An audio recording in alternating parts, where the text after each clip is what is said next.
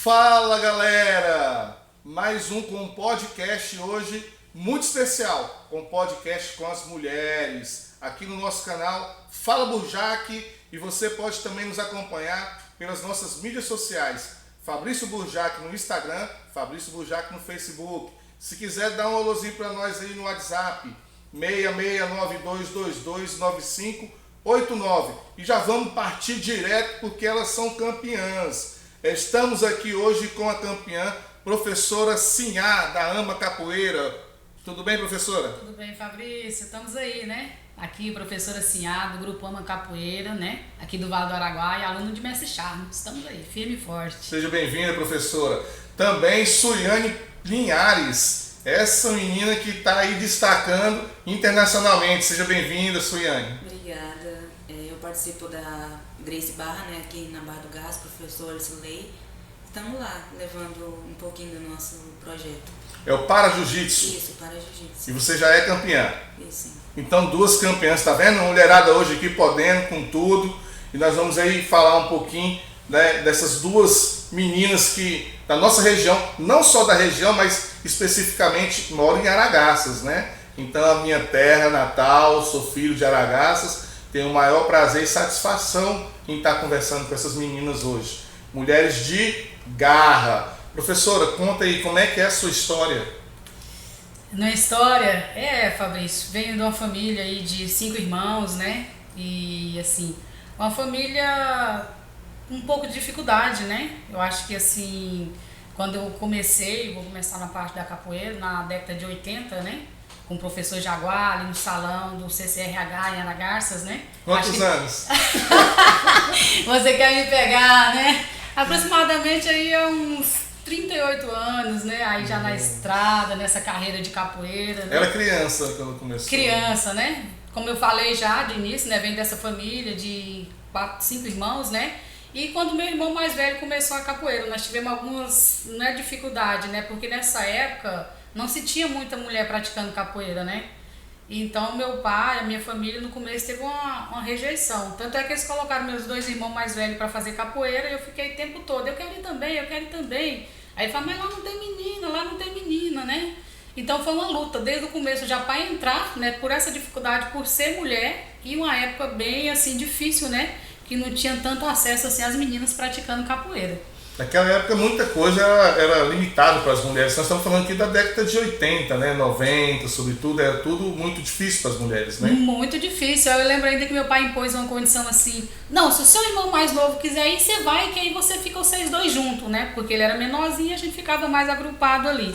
E eu fiz muito pro meu irmão ir. Que no caso, né, meu irmão Luciano, né, hoje falecido, né, um dos meus irmãos mais novos. E eu convenci ele a ir para capoeira, porque eu queria muito ir para capoeira. E ele foi, né? E aí eu comecei então minha jornada capoeirística aí, né? Na década de 80 aí, por volta de 84 para 85, né? E ali eu permaneci, como os tempos foi passando, aí meus irmãos mais velhos foram desanimando, né? E eu sempre naquela condição que meu pai dizia, se seu irmão mais novo parar, você para, porque você não tem quem ir com você é mulher, lá não tem mulher, né? Então sempre colocando esse ponto de limitação. Mulher, essa limitação, né? E eu lembro que eu fazia, meu irmão era para mim um rei, né? Tudo que ele queria eu fazia, para no final do dia eu poder participar da capoeira. Acabou que os irmãos foram tudo parando, Sim. E você continuou. Aí meus irmãos mais velhos pararam, né? Na época ali, começaram a trabalhar, ter família, né? E eu continuei na capoeira e sempre tentando com meu irmão mais novo. Foi até que um dia que ele chegou e falou, não, eu não quero mais fazer capoeira, eu também não vou mais. Aí eu desesperei, né? Falei, e agora? Como que eu vou fazer, né? Aí eu já comecei a trabalhar o outro lado, né? A cabeça do meu pai, mostrar pra ele que lá tinha capoeira, que tinha meninas, estavam começando a vir, né? Que eu era ali uma direção, que eu tava ali na frente, que eu tinha que mostrar isso, que tinha que vir mais meninas. E assim começou a vir algumas meninas mais, né? E eu lembro assim que aí aquela questão de chegar as outras meninas, aí já começou o grupo crescer mais um pouco em relação ao lado feminino. E meu pai foi perdendo mais essa, vamos dizer assim, essa questão de critério, né? De avaliação, Tabu, né? de tabu, até mesmo um tabu. Cultura também, cultura. a criação dele, né? Foi assim. Essa cultura, e passou a ver com os outros olhos, né? E começou a apoiar e sempre me incentivaram muito e me incentivam até hoje, né? Então, eu acho que foi uma fase que marcou muito para mim, foi essa entrada na capoeira, né? Essa questão já é uma barreira, né? Já transpus uma barreira aí desde o começo, né? Eu sou uma família de 5 irmãos, onde são 4 homens e só eu de mulher. Aí já tem toda aquela também, né? A dodóizinha da família e tudo aquele cuidado. Então ali eu já transpus mais uma barreira, a primeira barreira eu acho que em relação à capoeira, né? E também depois veio as dificuldades, né, de participação. Eu lembro assim da questão da gente não ter condições nem de comprar uniforme, né? A gente é uma família assim, na época, né, tinha certas necessidades, uma família de 4, 5 filhos, né? Meu pai tinha que se desdobrar. E uma coisa que me marcou muito também, que naquela época, né, você é sabedor também, a gente usava aqueles uniformes de calça de saco de estopa. Só interrompendo um pouquinho, o meu primeiro eu tive que roubar, viu, o saco de estopa para poder mandar fazer o abadá. Então não é só... Só salientando, gente, a dificuldade como é que era, né? Eu era vizinho da professora Sinhá na época, Elisângela Doquinha. Olha o apelido eu espalhando, ó. A Elisângela Doquinha. Gente, corta esse pedaço aí, né? Então, corta. Então, assim, né? Eu querendo só falar, também dar uma entrada aqui, que Fabrício Bujar também é capoeirista, né? Vem de uma época bem lá perto da minha, também próximo, né? Sim. E eu tô falando alguns relatos aqui que ele é conhecedor também, por isso ele tá interagindo, com certeza vai falar com muita propriedade também, junto comigo. Então eu me lembro que a gente não tinha dinheiro, eu ficava também no pé do meu pai, eu quero vestir uma abadá, eu quero, na época, né, eu quero vestir a calça da capoeira, eu quero vestir a calça da capoeira. Aí eu lembro que minha finada avó, né, também, né, muito assim, gostava muito de cativar a gente, muito carinhosa.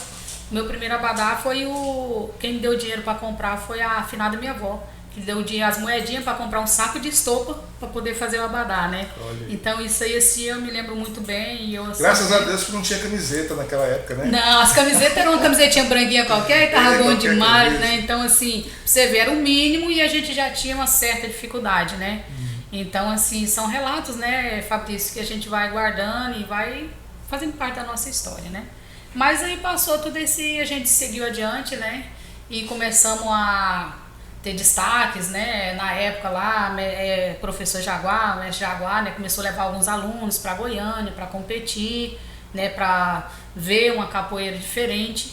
E nós ficamos aí esse tempo aí 10 anos mais ou menos aí na outra escola, né, que a gente vinha ali com o Brasil Capoeira, o mestre Jaguar.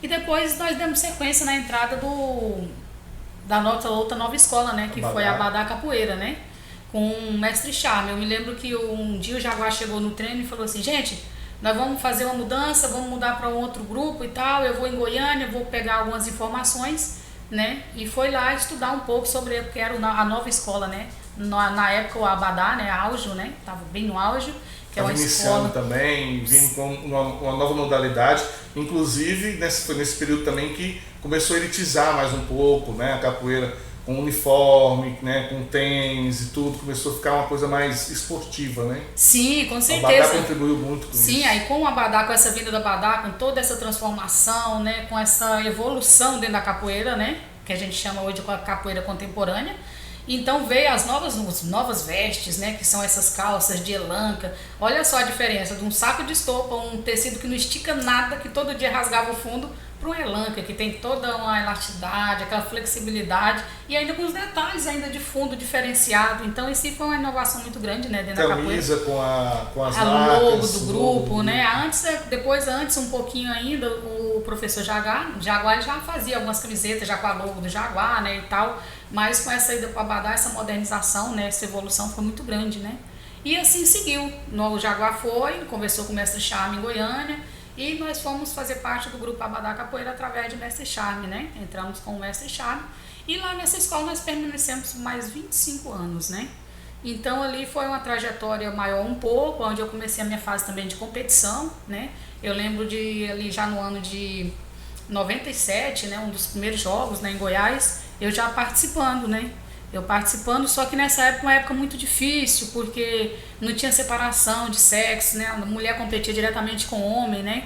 Foi uma época muito difícil, a gente participava ali praticamente de igual para igual, não tinha diferenciação. Então eu já comecei participando ali desde 97, né? Um dos primeiros jogos de Goiás. E assim, eu me recordo que foi muito difícil, quando eu olhava eram poucas meninas participando, né? Muito homem, pouca menina. E sempre foi assim, dentro dessa luta, dentro da capoeira. Mais uma luta, né? Mais uma luta, né? Mais uma barreira pra gente estar transpondo ali, né? Então, ô Fabrício, a gente vem assim desde o começo com várias barreiras, a capoeira, mas assim, a capoeira já é essa luta, né, de superação, de liberdade, de conquistas. Eu acho que tem tudo a ver com a capoeira e aí é um encontro, né, capoeira com mulheres, né? Eu acho que tem tudo a ver. A mulher sempre nessa batalha, nessa luta, Professora, né? um diferencial que eu sempre venho notando no grupo, né, que a senhora pertence, e que a senhora inclusive hoje é a professora, né, aqui da aula. O grupo da senhora hoje, pode ser considerado hoje um grupo bastante feminino, que é um público bastante feminino.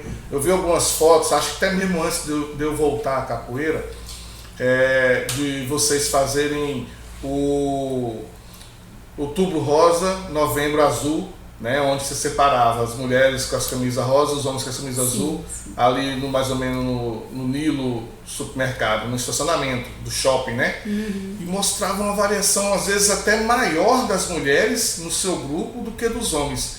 E eu depois que eu voltei ao grupo, né, sendo aluno da senhora, em Goiânia também eu sempre escutei isso, né? O pessoal sempre citar de que a capoeira no Vale do Araguaia tem um fluxo muito grande de mulheres na capoeira, e isso se dá, talvez, não sei, vou perguntar, mas obviamente, né, se dá pela a luta da senhora, pela persistência da senhora na capoeira, o espelho que a senhora passa a essas meninas, essas mulheres aqui no Vale do Araguaia? Fabrício, assim, modéstia à parte, eu vou dizer que sim, né? Porque eu sempre fui uma pessoa que sempre lutei por essa causa, né? Ver a mulher ali ganhando espaço, ver a mulher estando ali, não só, não digo à frente, mas caminhando lado a lado com o homem, né? Nem atrás, nem na frente, mas também nem atrás. Eu acho que direitos iguais, né? E a gente, sim, é uma questão que você colocou que é bem visível, né? Bem visível e todo mundo geralmente comenta. O Vale do Araguaia tem um quantitativo de meninas, né? Maior, né? Do que o masculino. Qualquer outra academia, até no Rio de Janeiro foi comentado isso, né? Quando era sim. Outro grupo. Quando era outro grupo, quando a gente participava do outro grupo, sim. Essa questão do Outubro Rosa, né? A gente tem várias filmagens, igual você citou mesmo, onde a gente coloca, né, o quantitativo de mulheres, fizemos várias rodas com muitas meninas mesmo. Então, assim, e foi feita uma pesquisa também, Arcanjo 2019, se não me falha a memória, né? O nosso aluno, Saran, né, concluindo jornalismo, ele fez uma pesquisa na área, né? Ele fez um trabalho levantado sobre a capoeira aqui no Vale do Araguaia.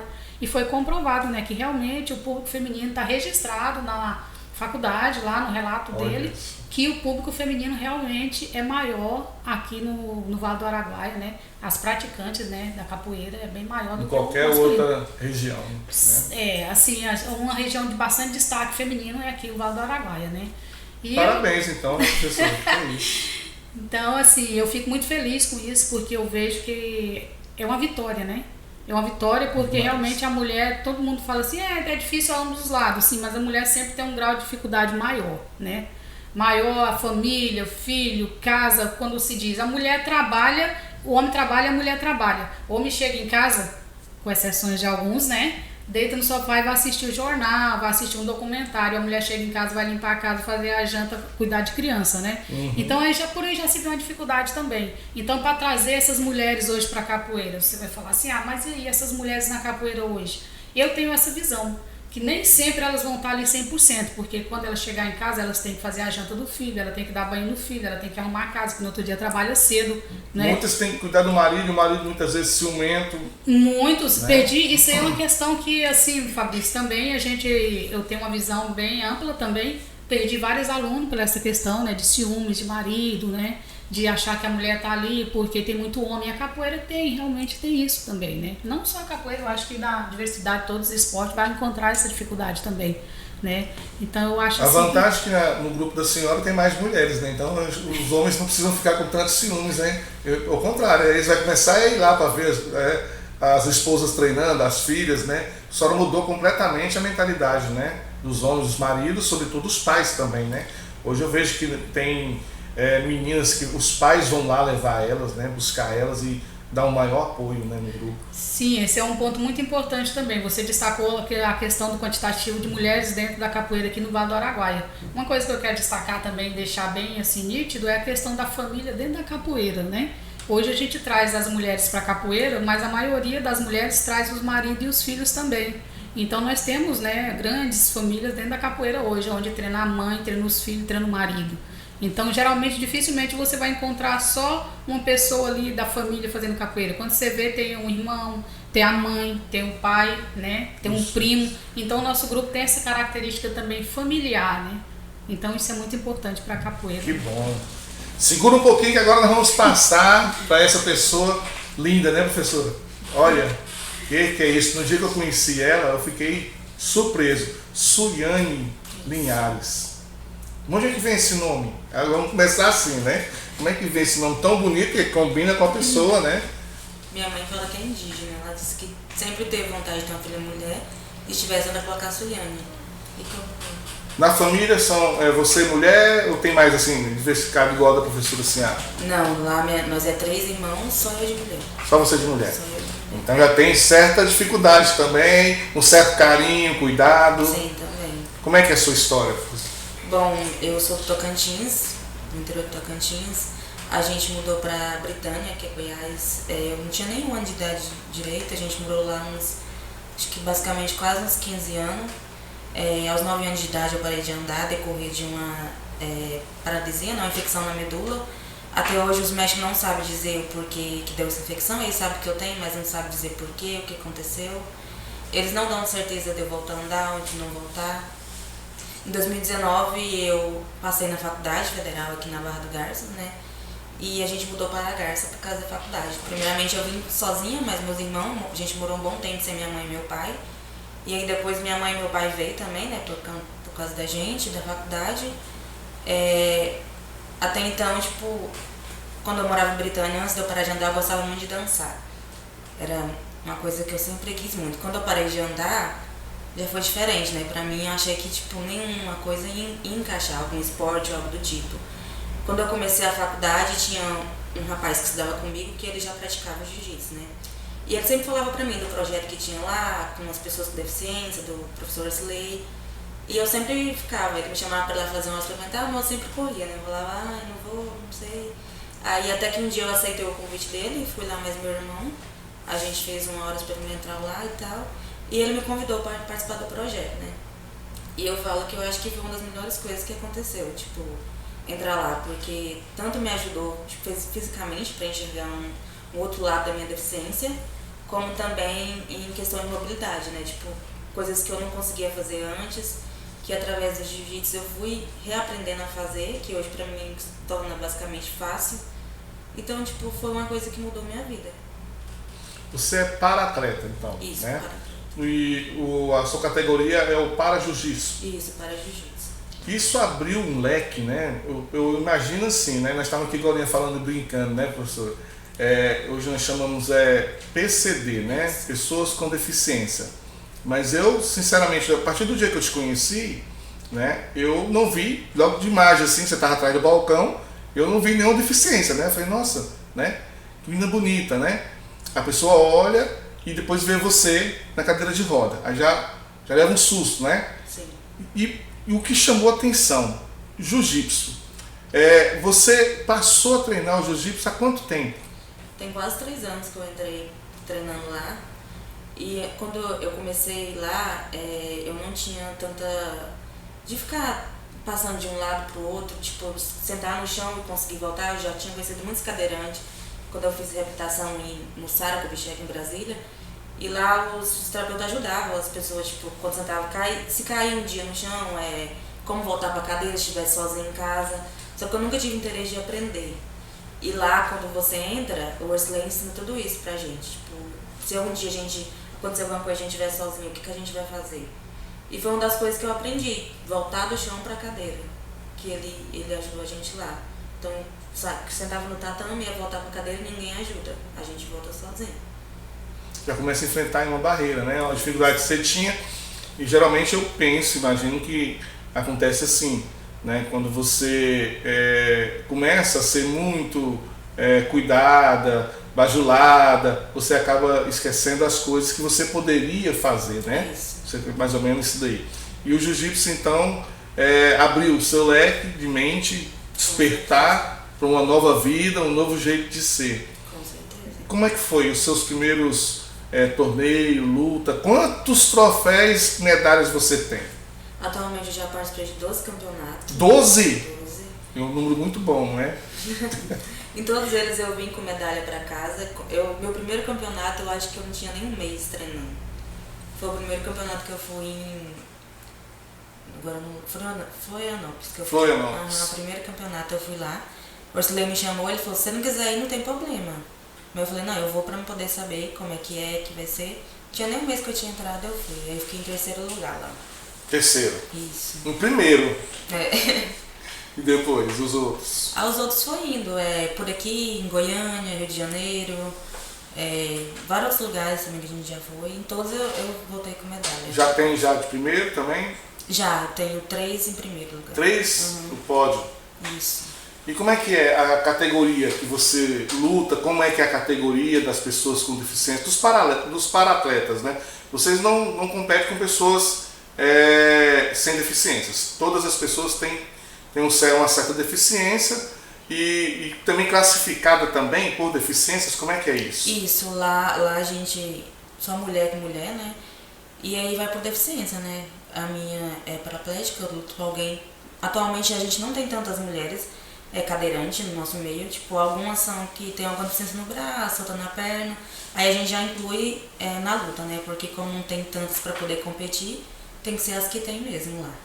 E aí vai isso, se a pessoa tem a deficiência no braço, mas como a minha na perna, ela não pode mexer a perna na luta.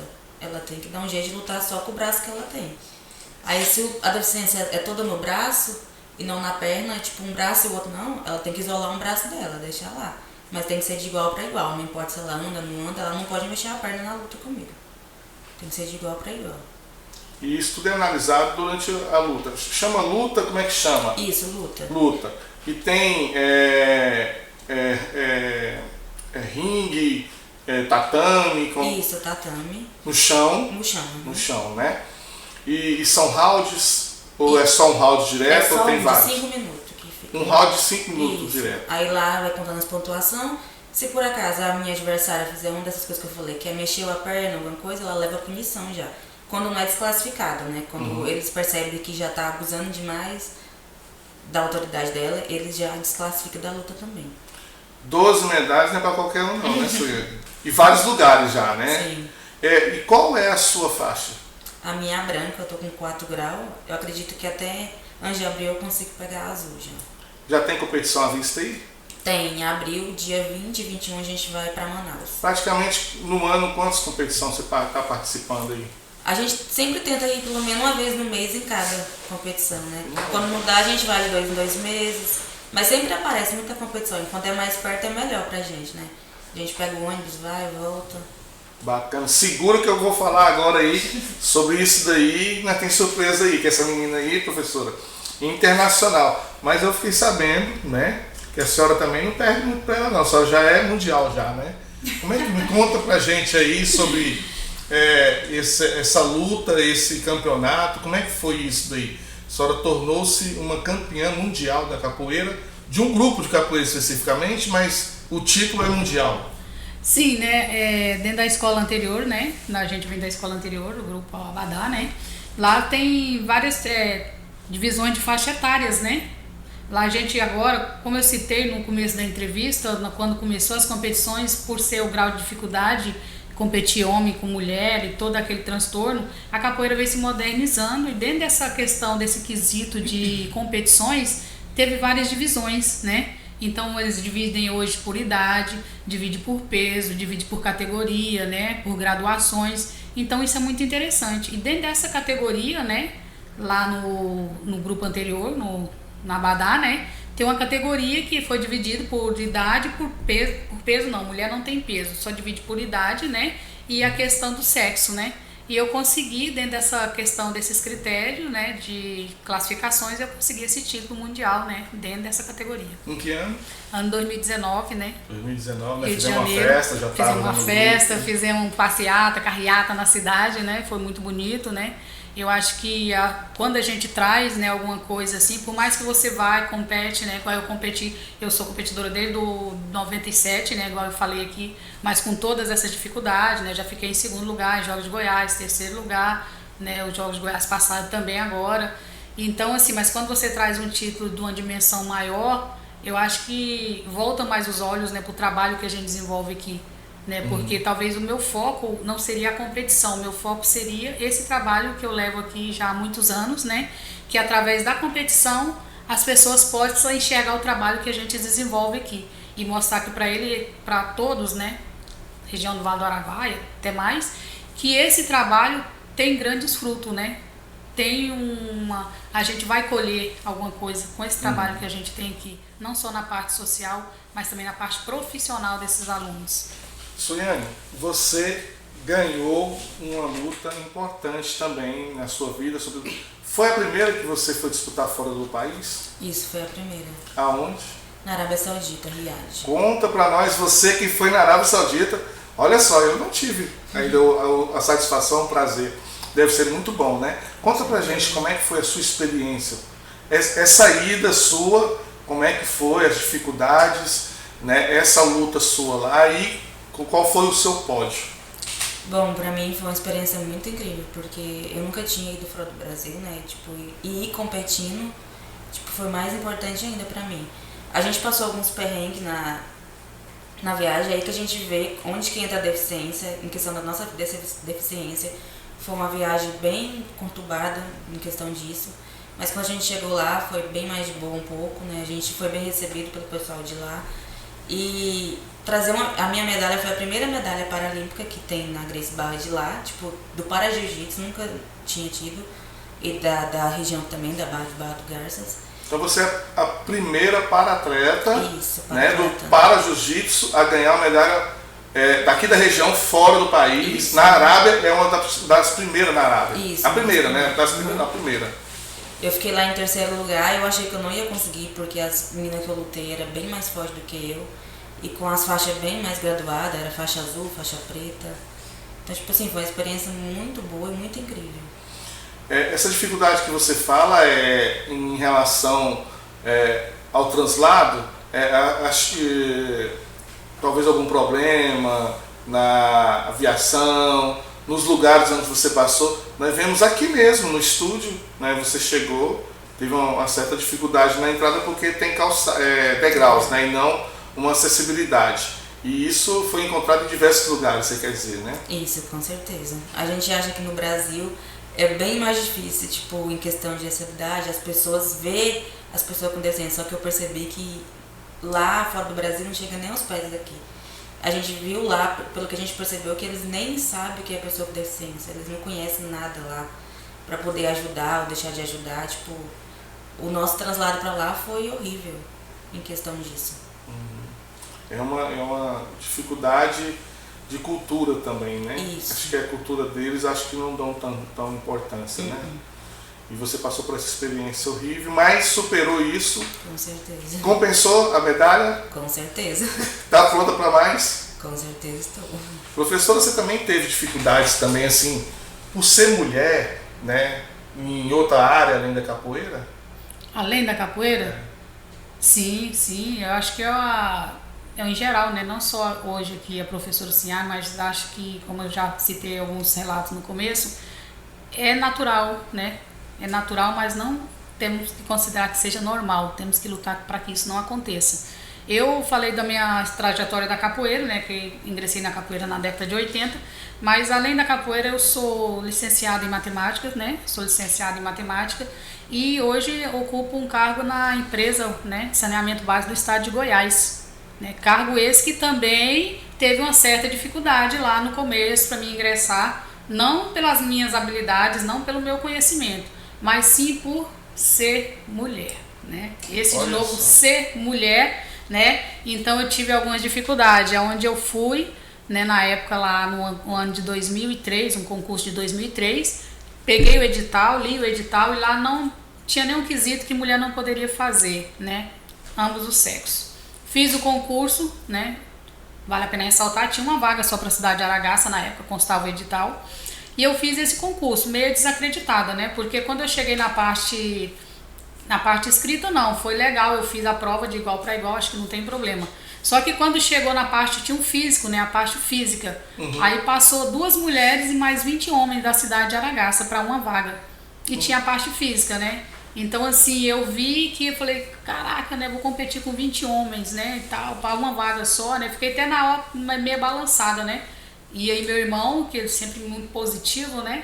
Roberto, Sargento Leandro, aí ele chegou para mim e falou assim, não, vai lá, rapaz, acredita no seu potencial. Vai lá, você vai fazer esse campo, vai lá, vai fazer a prova. Eu fiquei meio desanimada e ele me encorajou e eu fui, né? E na época lá, quando eu fiz esse teste físico, foi até em Porá, né, cidade de Goiás também aqui, eu fiz e me dei bem, né? Saí, competi com os homens e acabei trazendo a vaga a única vaga que tinha, eu fiquei em primeiro lugar no concurso e a vaga era minha. Eu voltei super feliz, né? Tipo assim, eu voltei feliz porque eu tava então, bem. Sabia que eu tinha bem. Você competiu com os homens, os 20 homens, e ficou na frente de todos eles. Todos eles, olha né? Aí. Pra você ter uma ideia, na época eu fiz 53 flexão em 1 minuto, né? Tinha que fazer, acho que o básico era 20, parece, pros homens, né? Mulher não sei se era 15. Não tinha homem pra competir com você, não. Então prepara que você tá já no desempenho da capoeira. Então eu fiz e o pessoal ficou assim, e quando eu desci nas 53 flexão em 1 minuto, eu parei e olhei pro rosto do examinador assim, né? Do condutor que tava lá, e falou, vai que dá mais, né? E eu, aí, né? Então assim, foi um diferencial que teve ali na hora da corrida também, né? Que foi... Eu corri bem, muito bem, dentro do tempo que eu tinha para correr. Então eu consegui a vaga do edital, que era a vaga de Aragaças, né? Mas eu vim embora bem feliz, né? Porque eu tinha me dado bem. Mas não sabia o resultado, mas tinha me dado bem. E aí depois de uns dias, aí chegou o comunicado, né? Eu trabalhava no centro educativo em Pontal do Araguaia, chegou um rapaz e me falou, olha, você... primeiro lugar do concurso da Saneago e tal. Eu falei, poxa, a vaga é minha. Fui embora super feliz e tal. Eu já comecei a comemorar, né? Se tinha uma vaga, eu era primeiro lugar, a vaga era minha. Aí passou um tempo, passou um mês, passou 2 e nada deles me chamarem. Aí quando eu fui ver, já estava trabalhando quem tinha passado em segundo lugar. Olha aí. Aí eu falei assim, mas como assim? Eu passei em primeiro, não me chamaram, por que chamou o segundo, né? Aí eu procurei o escritório em Aragarças, né? Conversei na época, o gerente era o Edson. Aí eu conversei com ele, aí ele foi me explicar o que aconteceu. O pessoal da Saneago, né, o pessoal lá da equipe da organização, eles não iam chamar as mulheres, porque diz que o cargo não era adaptável para as mulheres, né? Só para homens. Era para homens.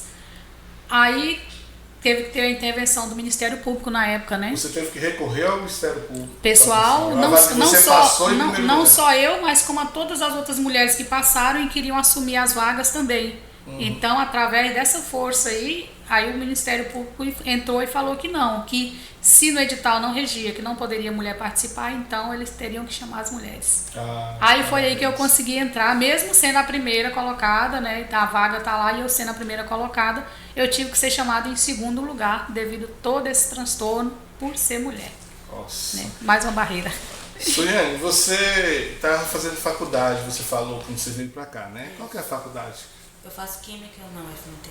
Química? Olha, minha filha está fazendo química no IFG. E eu fico assim pensando assim, porque química, quando falo de química, só me vem a música do Legião Urbana, né? Saco nada de química e tal. Eu fico pensando, o que químico faz? Bom, o meu curso é licenciatura, né? Então é basicamente para dar aula, mas eu também posso trabalhar em laboratório, indústria. Hoje, então, pensando, o químico foi muito importante na questão da pandemia, por exemplo, do Covid-19. Esse pessoal deve ter trabalhado bastante, né? Com produtos químicos, desenvolver vacina, essas coisas. É essa área também, dentro da química? Também.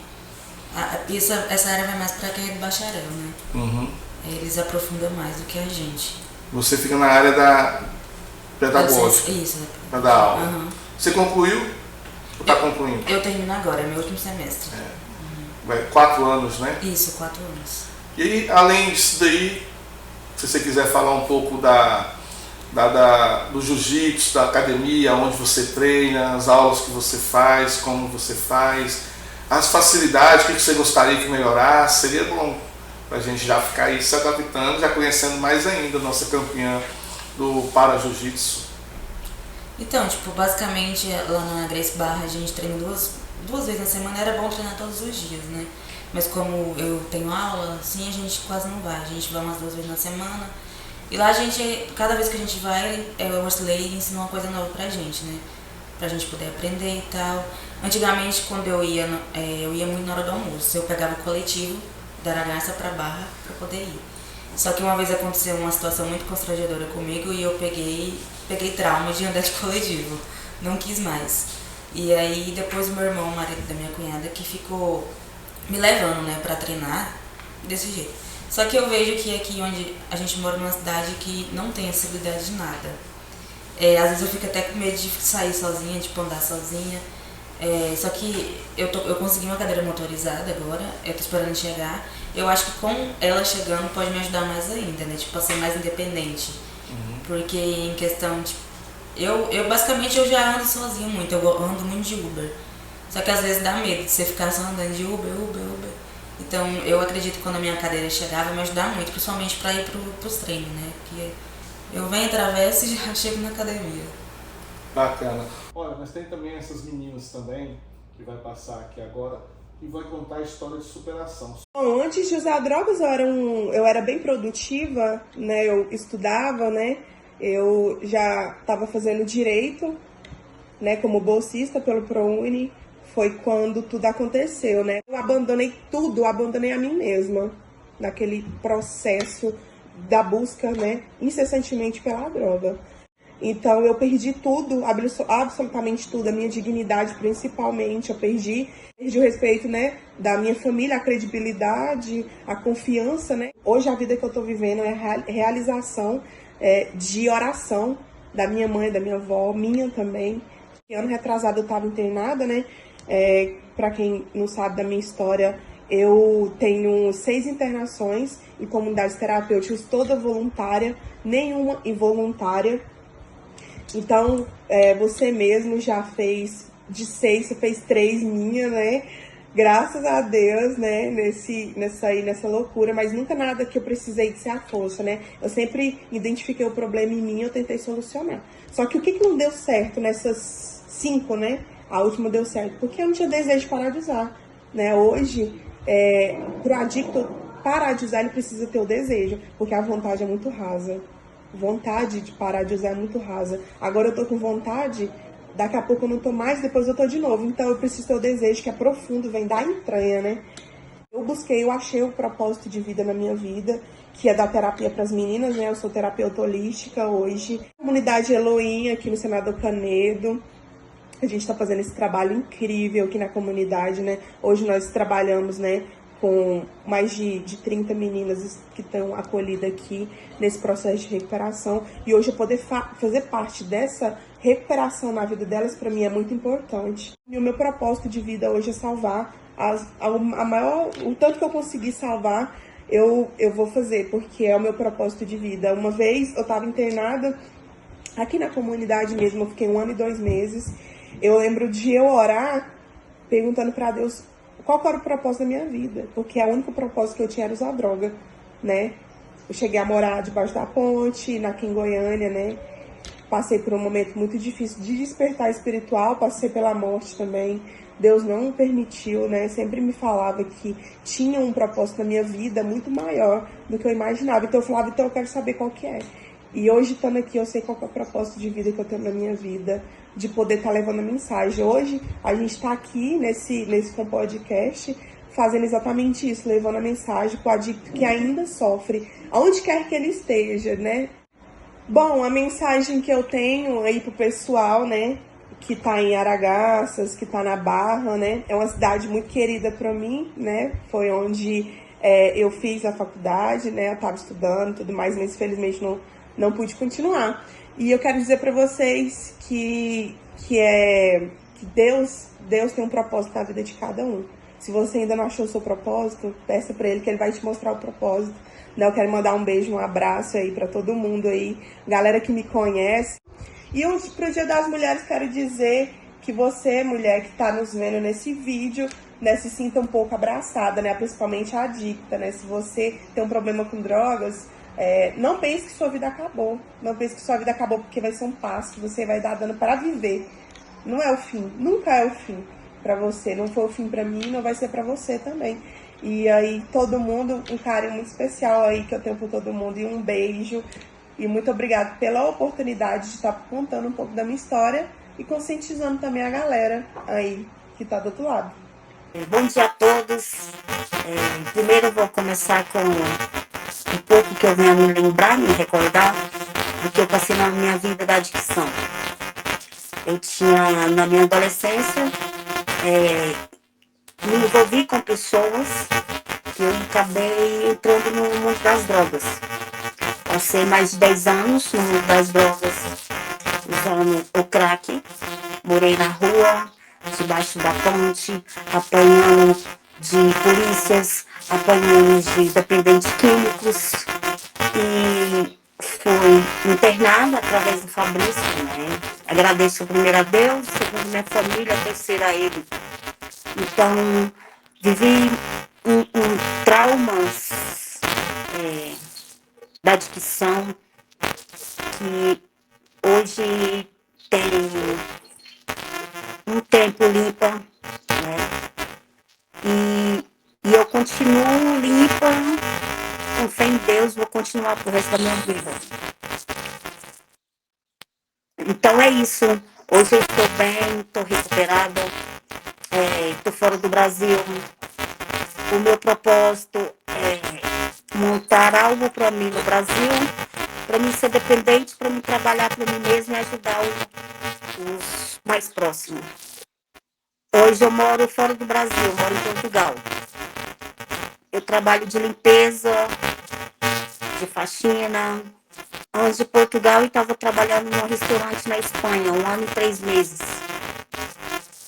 Eu espero melhoras, quero mais melhoras para minha vida financeira e minha família. Não é fácil, mas é possível sair dessa vida sim. Tenha que ter fé em Deus, acreditar em você mesmo, igual eu acreditei em mim um dia que eu ia conseguir. E eu falo para todos que, por mais que é difícil, não desista de você mesmo, que está aí querendo tentar sair dessa vida, não é fácil. A gente mata mais de um leão por dia. Essa vida não é fácil, eu tenho uma abstinência, eu sou muito ansiosa, me dá vontade de dar, mas se a gente não tiver um propósito para poder conseguir chegar naquilo que você deseja conquistar, você tem que ter um propósito, você tem que ter uma opinião daquilo que você não quer mais. Hoje, eu não quero mais usar droga. Então, essa é a minha opinião. Vou voltar e vou batalhar para mim não voltar do que eu era antes. Para todas as mulheres da nossa região, Barra do Garças, da minha cidade, Ponta do Araguaia, Aragarças, principalmente para aquelas meninas que não desistem dos seus sonhos, aquelas mulheres que não desistem dos seus sonhos, que acreditem em você mesmo, não deixe de acreditar que você é uma mulher guerreira, que você é uma mãe, que você é uma filha, que você pode sim conseguir. E feliz Dia das Mulheres para todas. Não é fácil, é longe da família, sozinha num país que você não conhece ninguém. E é isso, é lutar, não desistir daquilo que você deseja. Pai, eu te amo. Mãe, eu te amo. Meus filhos e meus irmãos. E é isso. Essa mensagem que eu deixo para eles. Mudaram completamente, né, o destino da própria vida. São mulheres que entraram na dependência química, passaram por diversos constrangimentos, uma vida difícil, chegaram a morar debaixo da ponte, né, filhas daqui da região, de Aragarças, Barra do Garças, Pontal do Araguaia, e que deram aí uma guinada na sua vida. Professora Sinhá, como é que você está hoje? Qual que é o grupo que você está? Quais são as aulas? Aonde a gente vai treinar? Como é que está hoje a professora Sinhá hoje na capoeira? Olha, nós estamos aí, falei no começo, né, sou do grupo AMA Capoeira, né? Esse grupo fundado por Mestre Charme, né? E novo, né? Um novo do novo, né? Que eu acho com a experiência que Mestre Charme traz, né? Já ao longo dessa trajetória dele, os grupos que ele passou, na última escola agora, é uma junção de muito conhecimento. Então, AMA surgiu muito forte, né? Essa Associação Mundial da Arte Capoeira veio muito forte. Então é um grupo que está dando muito bem, né? Uma grande aceitação, muita evolução. E até porque hoje também com com esse avanço na capoeira, nessas competições, a valorização da capoeira hoje está muito grande, né? Então a AMA chegou numa hora certa, né? Com muito conhecimento através de Mestre Charme. E aqui em Barra também não poderia ser diferente. O AMA Vale do Araguaia aqui também está de vento em polpas, né? Nós temos aulas todos os dias, de segunda a sábado, e domingo a gente ainda dá umas pernadas nas praças, né? Como você sabe. Nós estamos aqui na Estação Juventude às terças e quintas, né? A partir das 19 horas, aqui em Barra. E também nós temos um projeto que funciona aos sábados, lá no Anchieta, né? Na capela lá da igreja, a partir das 9 horas. Todo sábado também no bairro Anchieta temos capoeira lá, na parte da manhã. Em Aragaça nós estamos lá na segunda e quarta no salão da Igreja Santa Luzia, ali fica no setor Bela Vista, também às 19 horas. E também lá na Igreja Divino Pai Eterno, setor Vila União, quartas e sexta a partir das 19 horas. Aí tem gente que me fala assim, mas professora, como é que é esses horários, só às 19? É um pouco complicado, né, Fabrício? Que você mesmo é conhecedor, é sabedor da falta de apoio. Porque assim, hoje pra gente viver da capoeira aqui ainda é meio difícil, né? A gente não tem esses meios por falta de apoio. Então a gente tem que desenvolver o nosso trabalho com o nosso sustento para depois fazer a nossa arte. Então essa é uma questão dos horários, que a gente trabalha mais nesses horários, porque a gente trabalha em outras, né, funções também para manter a nossa vida pessoal. É uma luta interna, uma luta por ser mulher e uma luta por ser capoeirista sem apoio público nenhum, né, professora? É muito difícil. E a senhora acha que o setor público deixa muito a desejar nesse ponto? Porque, como a senhora acabou de dizer, tem que trabalhar para poder ir dar aula. E sobretudo na capoeira, que muitas dessas aulas são gratuitas, né? Muitas, para nós aqui, diria todas, né? Todas. Todas. Então, todo esse projeto que a gente desenvolve durante todo o corrido da semana é projeto social. A gente não recebe por estar ali, é o nosso tempo que a gente está dedicando pela capoeira. Não, né? Recebe dos alunos e também então recebe do setor Não público. Recebe dos alunos, e dos alunos ainda tem mais um diferencial, ainda nós temos que lutar ainda para conseguir os uniformes para eles, que são tudo que Pra alunos doar. para doar, para que eles possam se motivar e continuar participando, né? E o poder público deixa muito a desejar, né? Assim, eu agradeço aqui em Barra que a gente tem um apoio, que ele cede para nós o espaço, né? Para a gente estar desenvolvendo essa aula, não somos remunerados, mas eles cedem para nós o espaço. Já é uma grande ganho. Já né? é um espaço, porque em Aragaça também nós nem o espaço tivemos. Se não fosse a questão do padre, né, da paróquia lá, com a sua ajuda, de estar conseguindo um salão para a gente estar desenvolvendo esses projetos, né? Essas crianças estariam sem as aulas de capoeira. E tinha antes, né, em outros tempos, sempre teve uma parceria da capoeira, tendo um espaço aqui e acolá. Sim, sempre com muita dificuldade, mas sempre pelo menos a gente tinha alguns espaços na escola, né? Nas escolas a gente teve espaço, né? Há alguns tempos a gente teve esse apoio que eles cedem, é mais nessa questão de espaço, né? E fica muito pouco tempo, né, na prefeitura, assim, sendo remunerado. Então, assim, eu acho que o poder público tinha que voltar mais os olhos para esse lado aí, né? Para esse social, né? Contribuir um pouco mais, que eu tenho certeza que esse trabalho que a gente faz poderia ter um alcance muito maior. Graças a Deus nós temos um alcance alto hoje. Hoje quanto mais ou menos alunos a senhora acha que a senhora tem? Aqui só no Vale aqui do Araguaia, em torno de 200, 250 alunos praticando capoeira, né? Esses alunos praticando capoeira têm uma vida mais saudável, e sobretudo o trabalho que eu faço, que é contra as drogas, evita que eles procurem esses caminhos das drogas. Com certeza, seria um trabalho conjunto, né? A gente trabalhando aqui evitaria um trabalho lá onde você faz, né? Isso é a responsabilidade do poder público. Que é responsabilidade do poder público, que a gente está ajudando e não está sendo reconhecido, né? Então eu vejo assim que falta essa questão desse apoio, né? A gente tem hoje, eu falo assim, graças a Deus, a maioria dos alunos que a gente já trabalha desde criança, que a gente está trabalhando hoje mesmo, Fabrício, a gente tem dentro do nosso grupo mesmo, saindo dali, policiais formados, doutor, advogado, né? Aí tem gente que vai falar, escritor, e tem gente que vai falar assim, ai professora, mas aí você fala só das... Não, temos gari, porque ali a gente não está só para formar também, ai tem que ser advogado, tem que ser o doutor. Lógico, para o meu filho eu quero o melhor, assim como eu quero para cada aluno que está ali, seja um doutor, seja um advogado, seja alguém, né? Ah, mas se for um gari, se for uma pessoa de bem, respeitada, saber, uma pessoa honesta, ótimo, temos várias pessoas lá assim. Então, o que eu acho que é a função do esporte, a função da capoeira, é trabalhar nesse sentido, né? Formar cidadãos de bem. Formar cidadãos de bem. E saudáveis. Saudáveis. E graças a Deus, nosso grupo hoje, realmente nesse quesito também, tem muitas referências. Eu acho que é um resultado de um trabalho ao longo dessas trajetórias de 35 anos aí de capoeira. Suliane, você também enfrenta essa dificuldade, enfrenta um pouco do abandono do setor público em financiar, em ajudar, em patrocinar, em dar o apoio, suporte? Com certeza. Quando a gente foi para a Riad, acho que a gente fez aquela rifa, né? E não só a rifa, mas a gente foi procurar várias pessoas que poderiam ajudar a gente. E a gente recebeu muito não na cara, tipo, as pessoas que nem tinham condição ajudou mais a gente do que quem tem. E que poderia ajudar, porque a gente sabe que tinha, e poderia ajudar porque é do patamar mais alto, né? E a gente levou vários não. Fazem parte da política. Isso. Né? Eu lembro quando você veio falar, né? Eu não te conhecia, você mandou mensagem, eu fiquei emocionado, viu, professora?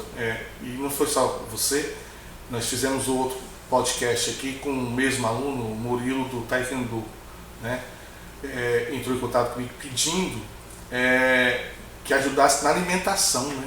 Ou seja, o produto básico. Você estava indo competir representando a cidade, representando o estado, representando o país, né? Não é? Você não estava representando a academia, você é a academia, né? O seu professor, mas você estava representando todo o setor público de uma nação e ter que pedir ajuda para as pessoas colaborar com você com comida, o básico, né? E você vai estar lá. Eu acho isso uma contramão, né, de tudo que nós vemos em informação do cidadão, informação de pessoa, informação da educação, desvalorização do esporte. E olha que o jiu-jitsu é um esporte olímpico, né, já mais elitizado, mas também abrange bastantes comunidades sociais, projetos sociais, como é o seu caso, né? Sim. Você quer falar um pouco da sua academia, onde é que a gente encontra, como é que a gente vai, com quem que a gente fala, seu professor? É professor ou é mestre? Professor. Professor? Bom, nossa academia fica ali próximo à estação de ônibus, né? Na Rua Goiás. É o professor Silei. Nosso projeto é bem simples. Quem quiser participar, né, que seja com deficiência, é só ir lá na academia, procurar o Silei ou o Alan, que também faz parte, né? E entra. A gente é patrocinado, a gente não paga a mensalidade da academia. As nossas viagens, basicamente, quando é perto, é toda patrocinada também pelos patrocinadores que a gente tem pela academia, né? Então eles custiam sempre alimentação, se for para dormir lá e não tiver lugar, hotel. O ônibus que a gente vai sempre é disponibilizado pela prefeitura de Barra do Garça. Eles sempre dão um ônibus motorista para levar a gente, trazer de volta. É isso, a gente sempre procura mostrar um pouco do projeto, porque lá a gente é bem pouco. De mulher, basicamente, era eu e outra menina, só que ela saiu, ela quase não vai. Então, basicamente, de mulher lá é só eu que tem. A maioria dos outros é tudo homem, né? Uhum. Então, ajuda muito a gente, se alguém se interessar de ir conhecer o projeto. E lá todos são pessoas com PCD? Todas. Nessa academia do Silei? Tem as outras pessoas normal também, só que lá, basicamente, o nosso horário de treinar, às vezes, é sempre meio-dia, que aí você encontra só os PCD lá. Uhum. Aí é amputado, alguma lesão no braço, cadeirante. E o seu professor trata essa pessoa com muito carinho, né? Sobretudo ele, né, também, né? Com certeza. Tem uma dificuldade, não é nem dificuldade, eu falo assim, mas ele perdeu amputado, a perna, isso, né, amputado, né, que fala. Isso. Ele é amputado, perdeu uma perna no acidente automobilístico, se não me engano. Isso, Né? É uma pessoa maravilhosa. O nome dele de Eucilei. Eucilei. Eucilei. Então, o Eucilei, nosso, né, parabéns pela pessoa que você é, por você existir na vida dessas pessoas. Aproveitando agora, professora Ciá, para a gente já ir encerrando, manda aí aquele abraço para quem só desejar e no finalzinho aí o que você desejar a essas mulheres, né, do nosso Brasil, da nossa querida região do Vale do Araguaia. Não, meu abraço vai para todos, né, amantes do esporte, não só a capoeira. Eu acho que o esporte é essencial na vida de todos, né, independente de qual seja, capoeira, karatê, Gil, né, e eu acho que judô também, todos os esportes, enfim, é importante, é necessário, né, na vida de cada um. Para minha família maravilhosa que me apoia, né, que está sempre junto comigo, meu mestre, né, que está ali sempre na condução, assim, como que está o trabalho, como que vai, tem que vir treinar nessa questão que ela falou também sobre a questão da ajuda, né, do transporte. Agradecer também, né, quando a gente fala assim, não tem apoio, o apoio financeiro, né, mas todas as vezes que nós precisamos aqui do município de Barra do Garça, da prefeitura de Barra do Garça, nos cedeu o transporte, é uma questão muito importante também, como a gente faz projeto social, essas crianças que têm que participar, que têm que competir, né? A gente tem que conseguir apoio, sempre eles estiveram também apoiando nessa questão do esporte. Um abraço também para eles, né? Eu acho que toda a equipe que também do AMA Vale do Araguaia, né? E dizer assim que eu deixei meu nome, não só meu nome, né, em nome professora Sinhá e professor Catitu, que é o projeto que a gente desenvolve junto aqui no Vale do Araguaia, convidar que todos venham, né, participar da capoeira, fazer essa arte que é genuinamente brasileira, valorizar o que é nosso também, né? E dizer para as mulheres que a capoeira está aí, é uma fonte de inspiração, é uma fonte de motivação. Eu costumo dizer assim que a capoeira trabalha muito o eu, né? O eu comigo mesmo, a autoestima da mulher. A mulher, ela se transforma quando ela... Eu vou falar da capoeira porque é o meu conhecimento, é a minha área, né? É o que eu me dou ali no dia a dia, mas eu acredito que os outros esportes trabalham isso também. A autoestima, né? Principalmente da mulher. Quando eu vejo uma mulher começar a fazer capoeira, ela chega cabisbaixo, aí ela começa a se envolver, ela se transforma, a áurea dela melhora, você vê aquela visão que ela tem de mundo, de vida, totalmente diferente. Então essa parte da autoestima, né? Ela com ela mesma, eu acho que a capoeira faz muito bem. Então eu deixo aqui meu abraço para todas as mulheres, né? Esse ser, né, que é tão assim, cheio de força, cheio de garra, né? Que tem que todo dia estar transpondo barreiras e que seja assim, cada dia mais vibrante na vida delas, cada dia mais assim, com mais coragem, com mais força para realmente estar conduzindo isso aí e que venham fazer capoeira conosco aqui no Vale do Araguaia.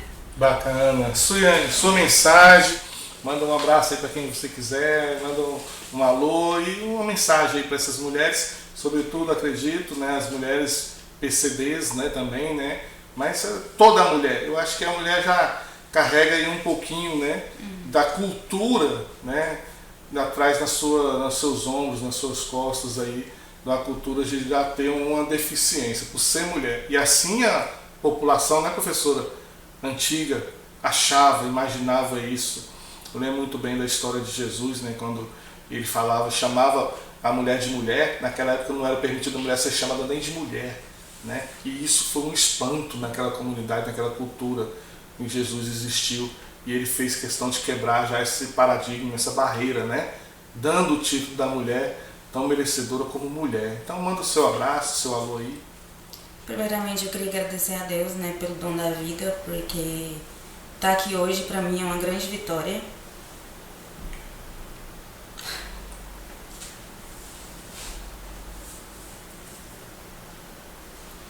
A minha família, que sempre me apoiou, desde quando eu parei de andar, eu acho que foi o meu alicerce, né?